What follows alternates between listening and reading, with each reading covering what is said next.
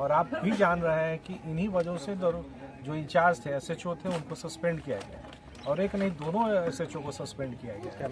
तो जब जानकारी जब मिली और ऐसा अमानवीय व्यवहार, ये कोई ड्यूटी के प्रति उनके ये नहीं है कि वो ड्यूटी में काम नहीं कर, ये सीधे में अनह्यूमन बिहेवियर था उनका, अमानवीय व्यवहार कि कोई गायब हो रहा है, बच्चा हमारी घर की बेटी गायब हो रही है और ये लोग उसका केस नहीं दर्ज किए।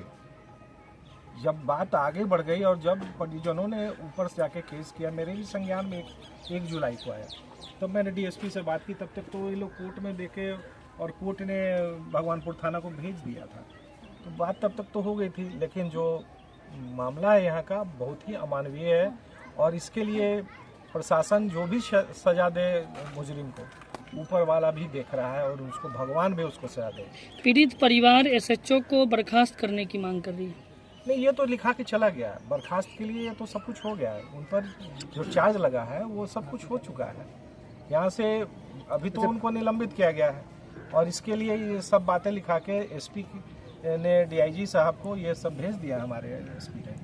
तो सबसे बड़ी बात है कि परिवार अपने आप को अभी तक असुरक्षित महसूस कर रही है। नहीं, परिवार असुरक्षित कैसे, ये तो गाँव की बात है, गांव में रह रहे हैं और हम सबों, ये जो बेटी हमारी गायब हुई या उसके साथ जो घटना घटी, ये बेटी इस परिवार के साथ साथ हम लोग की भी बेटी थी, हम लोग की भी बहन थी। ये पूरे समाज का कर्तव्य बनता है कि हम लोग इनके परिवार में, इनके दुख में हम लोग साथ हों, और साथ है पूरा गांव समाज, पूरा इलाका इनके साथ है। इसमें ये असुरक्षित महसूस करने की कोई सवाल नहीं है।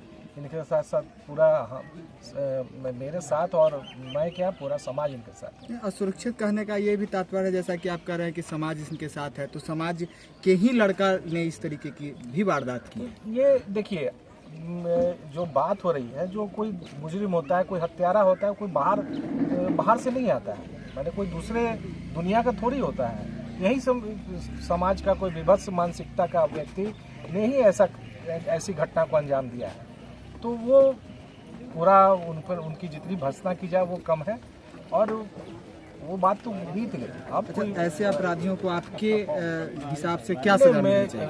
ऐसे अपराधियों को फांसी की सजा होनी चाहिए, और क्या करना है इसमें। सर, आप कह रहे हैं, लेकिन ऐसे आए दिन पूरे बिहार में बहुत सारी समस्या ऐसे घटनाएं होती रहती है, लेकिन इसका अभी तक कोई कार्रवाई नहीं होता है। और फांसी की बात किया जाए तो एक भी ऐसे फांसी नहीं जो बिहार में हो जाए, अभी तक नहीं हुआ है। ये घटना देखिए, कानून हम लोग जो बात कर रहे हो, ये मेरी भावना है कि जो हमारे घर की बच्ची के साथ ऐसी घटना घटी, वो उसको फांसी देनी चाहिए या उससे भी जो कड़ा सजा हो वो उसको मिलनी चाहिए। लेकिन संविधान के अनुसार जो सजा का प्रावधान है वो तो कानून करेगा ना। सजा देने का अधिकार तो हम लोग को नहीं है, लेकिन हम लोग ये मांग कर रहे हैं प्रशासन से कि उसको जो जितनी कड़ी सजा दे सके वो दे। अपराध लगातार जिला में बढ़ते जा रहे हैं। यहाँ ये काफ़ी सोचनीय मुद्दा है और इसके लिए हमारे, आप देख रहे होंगे कि यहाँ पर DIG भी आए हैं और हमारे पुलिस कप्तान भी आके यहाँ पर सब देखे गए, और बहुत सारी बातें मीडिया के सामने नहीं कहने की बात है, क्योंकि पुलिस अभी जो काम कर रही है, पुलिस गोपनीय ढंग से अपना काम करती है और मामले के तहत वो पुलिस कहाँ तक गई है ये मुझे कुछ जानकारी है, लेकिन ये बताना ठीक नहीं है, क्योंकि मुजरिम को तो 102 दिन या ज़्यादा से ज़्यादा 3 दिन के अंदर आप लोग के सामने आ जाना है। विपक्ष लगातार सवाल उठा रहा है।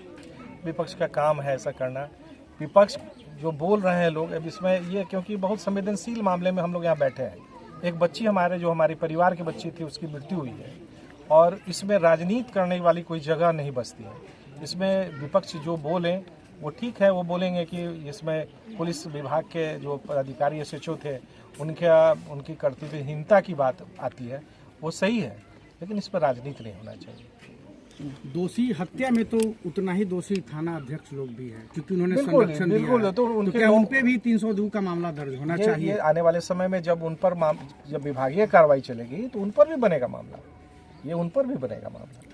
सर देखा जाता है कि आम लोग जब करते हैं तो उन्हें कड़ी से कड़ी सजा मिलती है, लेकिन जब कोई अधिकारी इस प्रकार की लापरवाही करते हैं तो उनको सिर्फ निलंबन करके फिर 2-3 महीने बाद बैक कर लिया था। ये क्या कारण है? निलंबन की बात नहीं, मैं आपने तो बोला ना निलंबित तो हो चुके हैं, लेकिन उनके बारे में हमारे पुलिस कप्तान ने लिखकर डीआईजी साहब को भेज दिया है कि किस तरह और किस तरह की हरकत अगर वो समय पर एक्टिव हो जाते हैं, केस दर्ज हो जाता है, उसके मोबाइल को उसको सर्विलांस पे ले जाया जाता, तो बच्ची आज हमारी आज इस तरह की हालत में नहीं होती। लेकिन ये तो अमानवीय घटना है और वो पुलिस कप्तान ने साहब भी मानते हैं कि SHO पर कार्रवाई होनी चाहिए। ठीक।